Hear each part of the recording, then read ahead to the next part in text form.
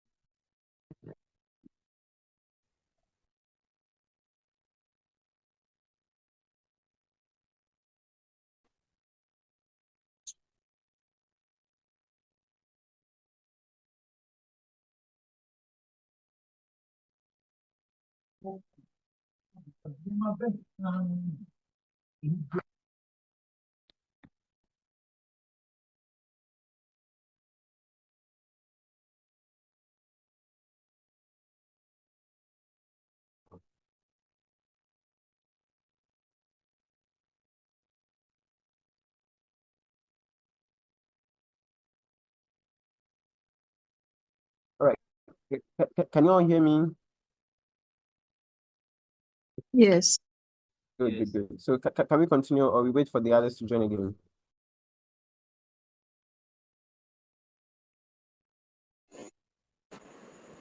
Limo, can I continue? Please, you can continue. Okay, thank you very much. So I was just citing an example of Thank you very much. a student that reformulated a very vague community space brief into a civic dialogue pavilion, inspired by the traditional Asafo meeting spaces of the Fantis. And this turned out to be a very simple functional space, but of course, it resonates with structure, historical structures. So whatever spaces that you're asked to craft or come up with, just look beyond what the brief is asking to actually answer the question of you understand. So this is very, very, very, very crucial. And this, hello, okay, please mute yourself. Okay, thank you. So mastering this first stage also builds lifelong habits for professional practice. And of course, practicing architects routinely return to their briefs during design development. They do that all the time. Post-construction analysis or client handovers and all that. They do it all the time. And of course, whatever documents drawing you have on the table becomes a living document. It is breathing every day. Take note, it is breathing every day. It's not done. It's living document. And at any point in time, whenever people are even living in a space, just know that they are changing things. And what is on paper has to be changing too. And that's why I say it's a living document. And but students ourselves, we need to begin cultivating a reflective, a research-based, and then let's say an iterative approach to the brief, which will always outperform the checklist that we always make for ourselves. You understand? And so understanding the brief is not just about knowing what to do. It's about knowing why it must be done in a certain way. Take note of this again. Understanding the brief is not just about knowing what to do. It's about knowing why it must be done in a certain way. It is not about allocating the bedrooms, the washrooms, the living area, the family room, the visitors' washroom, and all that. But it is about understanding why it must be done in a certain way, right? Okay. So that's for understanding the brief. Now, let me talk about the research methods in design. So research methods for informed design emerges from solid understanding of which approach you want to use. Now, in the studio, research allows students to really develop like context sensitive, user responsive and innovative architectural proposals. In the Ghanaian context, for instance, where climatic conditions, material availability, and the cultural, customs shape our spatial practices, research is non-negotiable. It's not even an option because you need to understand how all these dynamics pan out before you become a master of whichever thing that you want to do. The Department of Architecture, for instance, in KNUST, emphasize both empirical fieldworks and literature reviews in early studio stages. So you do the initial sheet and all that. They ask you, have you been to the site? So you have to do sites too. So it has to be site specific. It has to be contextual. If it is about a rural survey, it's about a peri-urban survey, whatever survey that you have done, you need to understand. That's why sometimes it's good to just get out from the environment you are and to go to where it's even better when you start designing on the site that when you take a chair, your laptop, your sketch pad, wherever you are, to the site you have to design to start your sketching or your conceptualization there. It's even better than being in the studio or in the office, right? But of course, it becomes difficult for most of us to do because that place there's no air conditioning. The environment there is not quite suitable, unlike the comfort we get from our offices and the studios we design. But the best would have been starting design on the site where you have to put the structure after it's completed as a drawing. Yeah. So we always do this through our service and everything. But effective research would always blend site study. That one day you can never take it out. Stakeholder analysis is also very, very important. You can't pick that one out. And there's one more thing that we always do, but perhaps we don't even understand why we do it. The precedent studies, the case studies, the special studies, technical studies, and all those design studies that we do.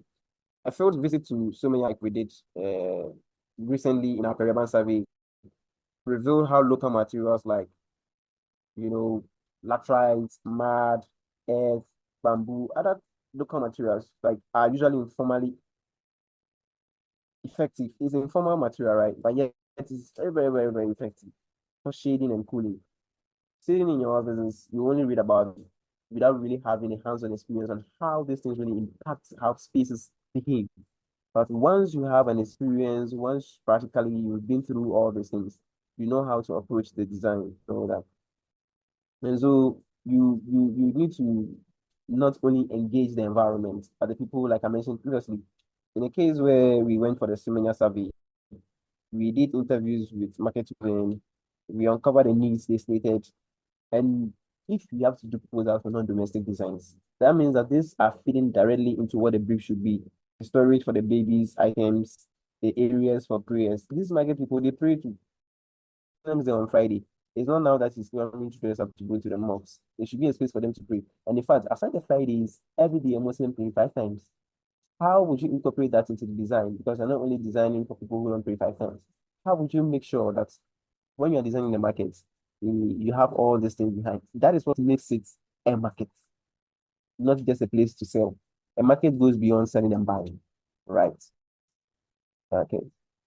So just like I mentioned, this will, bring a lot of transformation to your design when you put in place all these things that needed to be there. And it will just take your design from an ordinary one into a user celebrated space.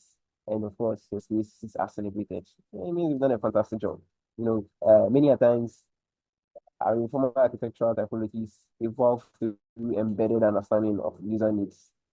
But they're not really okay. They are gathered from textbooks and all that. They're not on the ground, which is not really, really good. But of course, when you do the precedent studies, another core pillar, that's the precedent studies.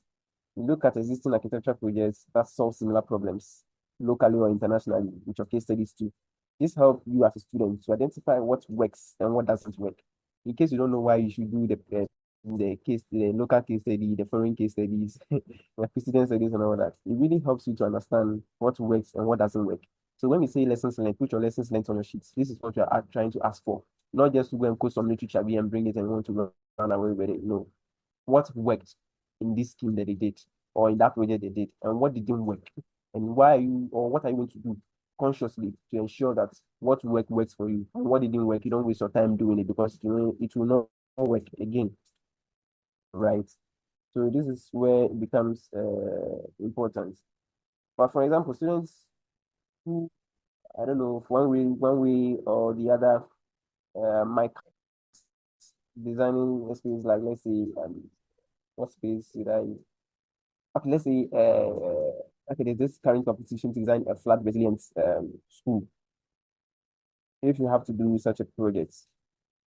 In fact, we have the Makoko Floating School in Nigeria, which was designed by, I think, Kule Adeyemi.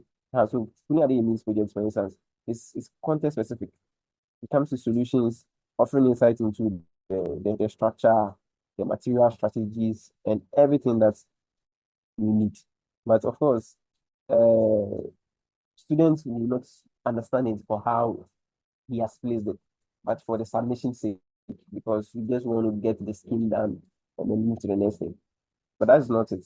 Every case study you take, you must adapt. Every precedent study you do, you must adapt. Every special study you do, you must adapt. Please take notes. You have to adapt the precedent studies, not copy. You don't copy, you need to adapt. And as a student, wherever you are, whatever you're doing, you must also learn to analyze everything you do in the case study. Analysis becomes very, very, very crucial. All right. So let's say maybe you are supposed to understand the Ghana's national urban policy framework or local assembly planning schemes, how it help to align you know with whatever the scheme is asking you at that particular moment or what you are supposed to design. I don't know what it is. I don't want to take an example from this one. But then your research must include climate data, must include the population densities, the economic patterns. Social hierarchies are very, very, very important in everything you do, especially when you have to deal with housing schemes and all that. You need to ensure that in your research, in everything you're doing, all these keywords are appearing in your juries when you're talking, all these things are popping up. Telling that, oh, okay, when you look at the social hierarchy, this is what is there, this is what must be put in place. When you look at the economic pattern, this is what has to be there with the population density, you are designing for this number, the climate data, this is what it's there. And so it requires that you do your facade this way, you shade this way, you don't shade that way, and all that. All these things form parts of the design process. And when you do them very, very, very wisely, it enriches your understanding of not only how to design, but what impact the design might have on its environment. You understand? So ultimately, strong research transforms the student's work, I mean your work, from a speculative designer into a spatial, problem solver.